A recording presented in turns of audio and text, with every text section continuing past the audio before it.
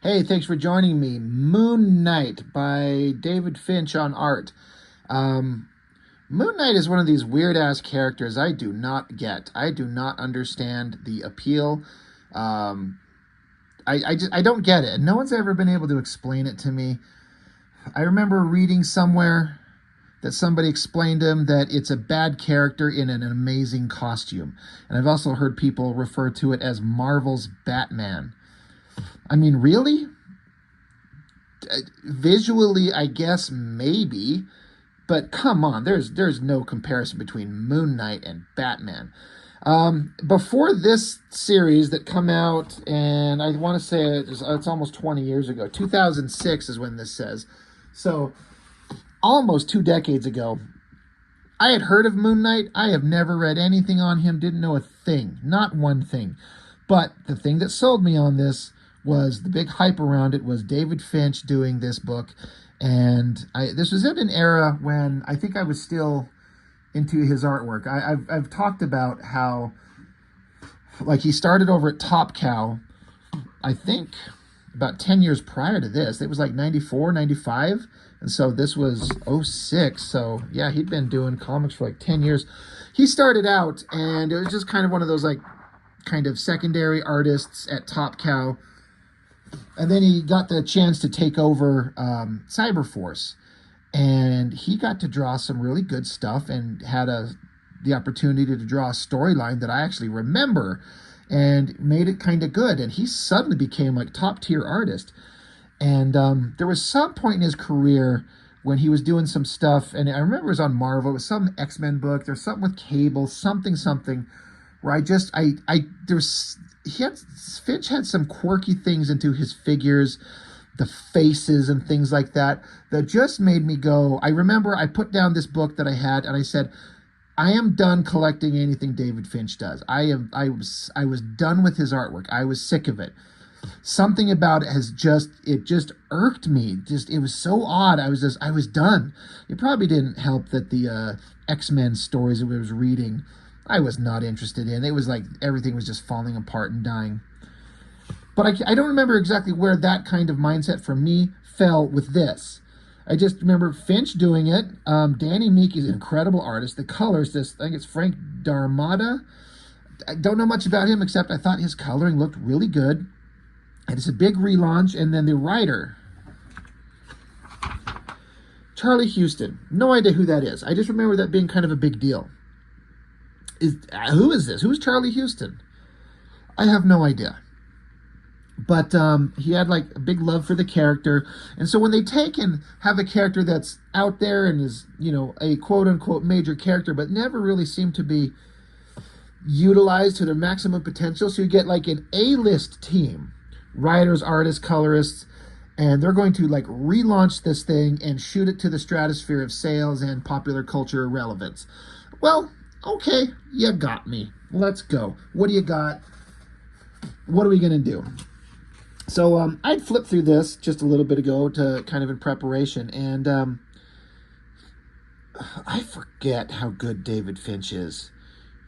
He did have the problems that I was talking about with some things with his figure work that kind of bugged me, but that stuff that bugged me is not present here. And even if it was, the amount of effort that this guy puts into his work, look at all these, like, it's just like 2 pages of like background city scenes. There are artists out there that have had bigger careers and sold millions of books and tout themselves as the greatest things ever, and they can't even come close, not even microscopically close to producing anything at this level. This is incredible stuff. And Finch knows how to do it. He's able to just piece together how to do the perspective and drawing. And this is all by hand. This isn't like using 3D model tracing anything.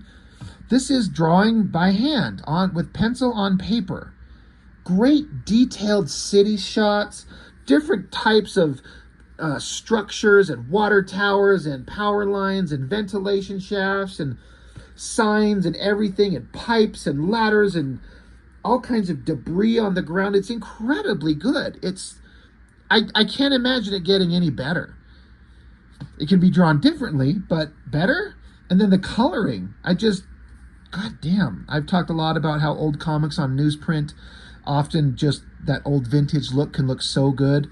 But then also there's the equivalent of modern day comics with this nice shiny paper, this glossy stuff, and the amazing coloring that just makes it look so good. So that was my first thing that really caught my eye, was like, good God, look at the work he puts in. And not just drawing backgrounds, but cars. I love vehicles. I talk about this often, and I can't draw them for anything. And a good car chase is really hard to do. And look at this. You got two guys. I mean, these guys would be fucking hitting each other. Like, you don't have guns at, they're got like submachine guns, Uzis and shit. You don't miss at that range, but whatever. It's a comic book. But so as far as the story, there is text boxes. And, I didn't care about Moon Knight. The story was interesting enough. I guess it's supposed to be Moon Knight narrating, someone has to do this. The other guys, the world savers, they've got their own jobs to do. A giant monster pops out of the ground in the financial district called the Fantastic Four. Magneto trying to wipe out the human race, X-Men on the job. Invasion of alien vessels, that's what the Avengers are for. That leaves this. Daredevil, what's he gonna do? B-R-A-C-H-I-A-T-E. Brachiate from Hell's Kitchen to Spanish Harlem. Sorry, I don't know what the fuck that word means. Spidey, he's got his hands full with all the B-list supervillains. Someone has to do this. So basically, it's like there's crime going on, and all the heroes got big, world event level things going on. Somebody has to stop the punks shooting at each other in cars. So who's going to do it? What are we going to get in terms of like visual excitement? Well, holy shit. I don't know anything about Moon Knight. That is a hell of a shot. Look at that thing. Diving down, big rippling muscles, big flowing cape. Look at the perspective of these building shots going up into the distance in his little crescent-shaped flying whatever the fuck. And the coloring in the sky in the background for like the lightning and the clouds and the rain. Comics are a visual medium. And as far as I'm concerned, you've got to catch an eye. You got to catch me visually first before the story is going to do anything. And this is working. This is Finch in peak form. And this is Finch 20 years ago. He's still drawn to this day. And he's better now than he ever was. Seems like a really nice guy.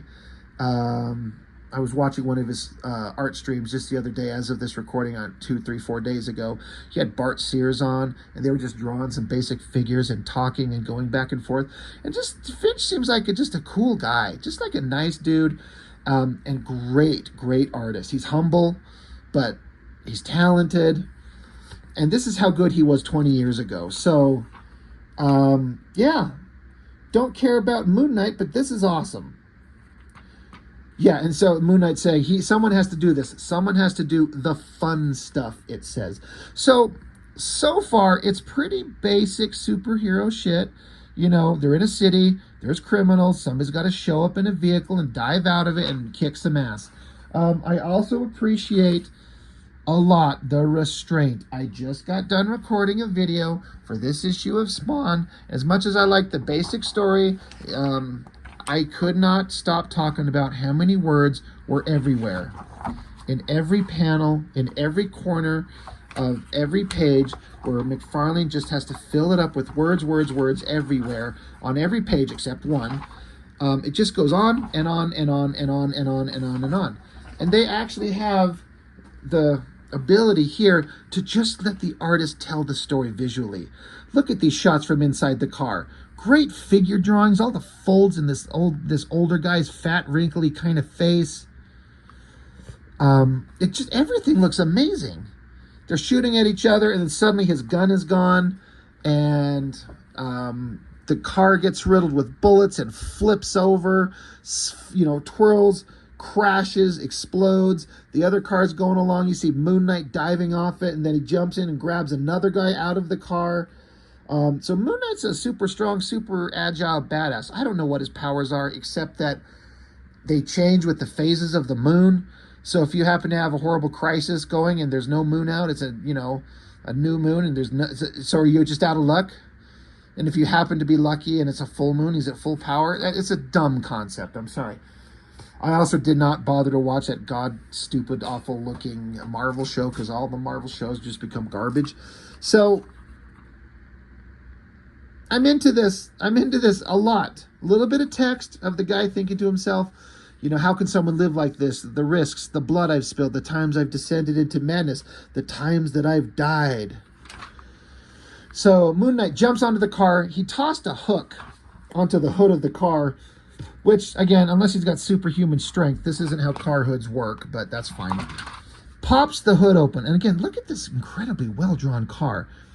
So awesome. But pops the hood up, so now the guy can't see it, and then the guy plows his car into the other car that was there. Giant explosion. They use a kind of computer effects to blur it out to give kind of a more cinematic effect. I don't know if I care for the blurring out. I get it. I get what they're doing. It works.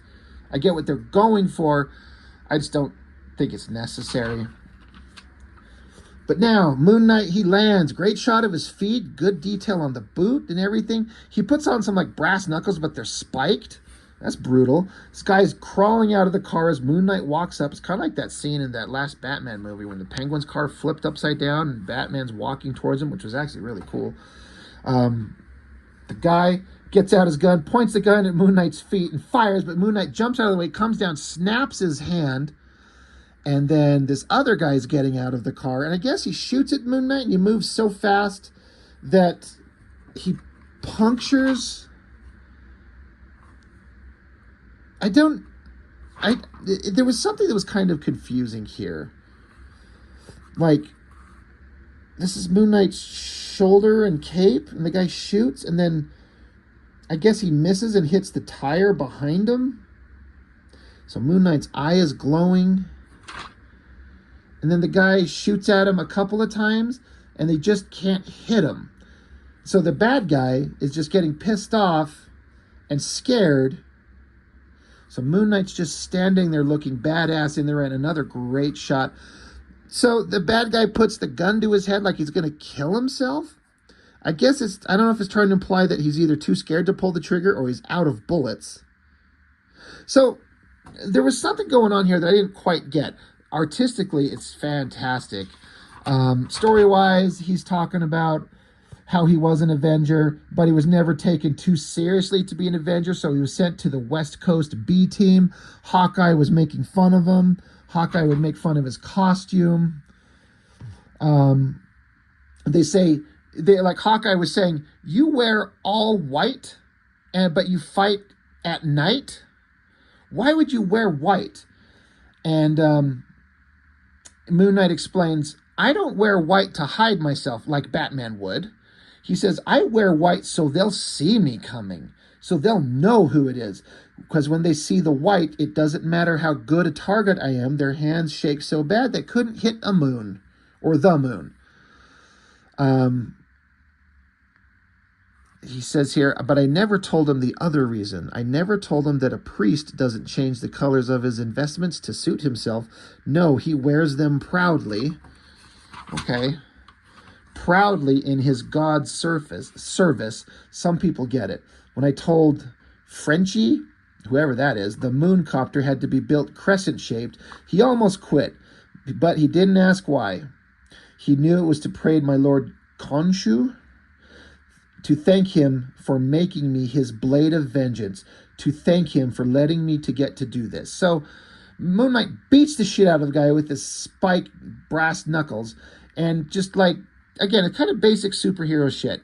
I get to do this stuff. I was never as awesome as Captain America and Thor, so I was on the B team, but I'm a weapon of the night, and I want people to be afraid of me, and I'm doing it to honor my moon god, and I love what I get to do. And then he flies off in his little crescent ship, stopping the bad guys. Great artwork, great coloring, all that stuff. So it's definitely cinematic and visually stunning. And it's not the most boring cliche superhero kind of story. It's sometimes a cliche story is perfectly fine. It's just all about how you present it. And this is kind of cliche stuff, but it's kind of presented in a fun, exciting way. But where is the hook? What's the real different thing about this? Well, we'll get into that if there is any. So he gets back up on his ship, goes flying. I guess this other guy, whoever this is piloting the thing.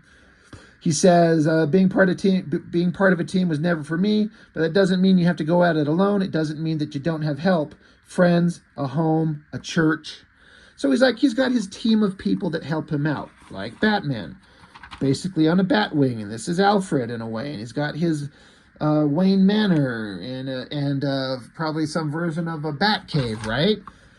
And it says, love, Marlene, and every single night, I get to do it again. So he's like, I get to dress up as a moon warrior, honor my God, beat the piss out of bad guys, and get to go home and fuck my blonde girlfriend right in the mouth, and I get to do it every night.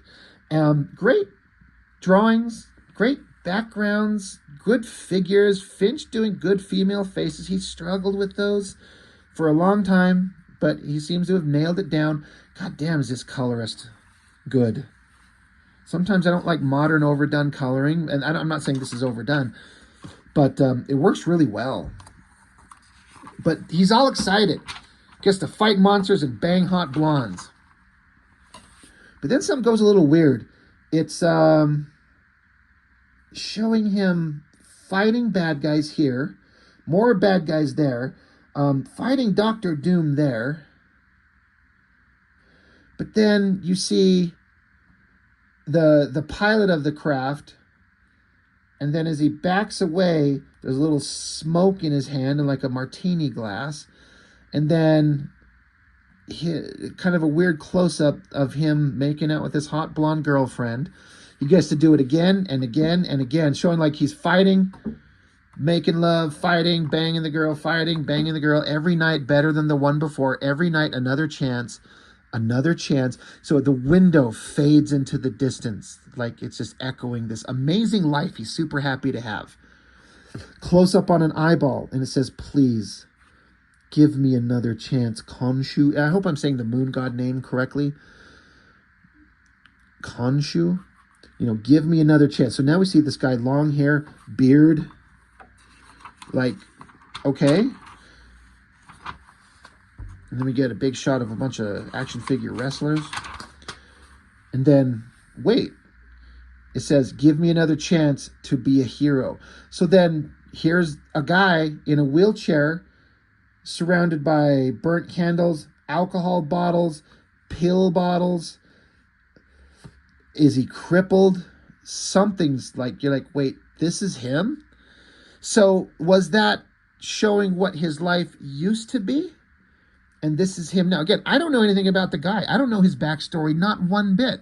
When I read this then and when I'm reading it now, I don't know. So, did something happen to him? Is he crippled and he wants the life he used to have? Is it in his head? So then it does some weird visual things here that are a little confusing, and I think it's okay. It's it's meant to be. But get these panels of him where he's here in the wheelchair. He's got like the arm crutch things and tears coming out of his eyes. He's got a pill bottle in his hand. And then in between are scenes of Moon Knight, and like his legs from the knees down have been destroyed, like shattered, crushed, broken, some kind of angry monster teeth thing.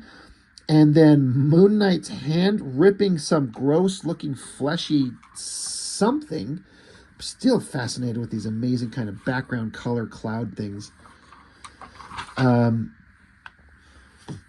so it cuts back from different scenes where presumably the modern time, where he's opening up a pill bottle, takes out a pill, it's in his hand, and it slips and falls out of his hand onto the ground, bounces away. So he gets his crippled ass up, down to the ground to find it. And in between those, what are, I'm guessing, are the modern scenes right now, are scenes where he's in a wheelchair, probably when he first got put into it for whatever reason. His backgrounds are like a ritzy, rich kind of setting. Looks like the girl is standing here holding a bag. He's screaming at her. He's got some kind of alcoholic drink in his hand. She's leaving. She's crying. No, is this... Sorry. I don't know who this is, but this person's missing their legs from the knees down. Who is that? That's the mystery. I don't fucking know. You got the girl crying. Looks like he's having to sign some papers that he doesn't want to. Oh yeah, he's there are movers. Basically, it looks like if he was rich and had this very wealthy kind of setup, he's losing his finances, his fortunes, so he's having to have stuff taken away. The girl, the girl that seemed to love him and he loved her, he slaps the piss out of her, just beats her there. And then again, it cuts back and forth between what's going on now and what was going on in the past. He's on his knees looking for the pill, and as he does, he crawls up to this statue in the background covered in a cape. And then in the past, where he's just stricken with grief, and then they both go to the statue. And in the past, he spits on the statue's face, and in the modern time, he pulls the cape off it, and then there, I guess, is supposed to be a statue of the moon god creature, this is a great drawing. And he rips it off to reveal the moon god, and it says, "But please let me be a hero again." It says, "I never asked to be a hero, but please let me be a hero." Can't get over how good Finch's art is, how good his details are, how great the coloring is on this. Love it. And then it says, "To be continued." So it starts out with oh, he's a hero and he gets to fight bad guys and he's awesome. He's got money and vehicles and a hot girlfriend. But then something went wrong. Something bad happened. It's just a little hint of something here. Shattered knees, ripping flesh, and his life spiraled. He lost his money. He lost his girl. He lost his life. And he spit in the face of his God in his anger, and now he's just begging for it back. That's what it seems to be is going on. And that is the end of issue 1. And I've got the others. I collected it for a while. Trying to find them. I got some of them sitting right here. We're not going to go through them now, but we'll get into them if people are into this. But yeah, issues 2 and 3. The artwork never fails to impress in any of these. Finch is on his game in top form in all of these. But that's issue 1. So I'd read it not knowing anything about Moon Knight, and I was like, all right, you got my attention. Enough to keep going. I'll keep going. Don't care too much about the character, but maybe you're going to make me care about this character. And when you have incredible artwork, that's almost enough to get me to pick it up for at least a while. And I can't remember how long I collected. I think I might have collected as long as Finch drew it, which might have been 6, 7, 8 issues. I'm not really for sure. But anyway, that's it. Moon Knight from, what did I say, 2006? Yeah, June 2006. Pretty good. Great coloring, great art, great inking, decent story. It's a start. So that's all I got for now. Moon Knight #1. Thanks for joining me. I'll see you next time.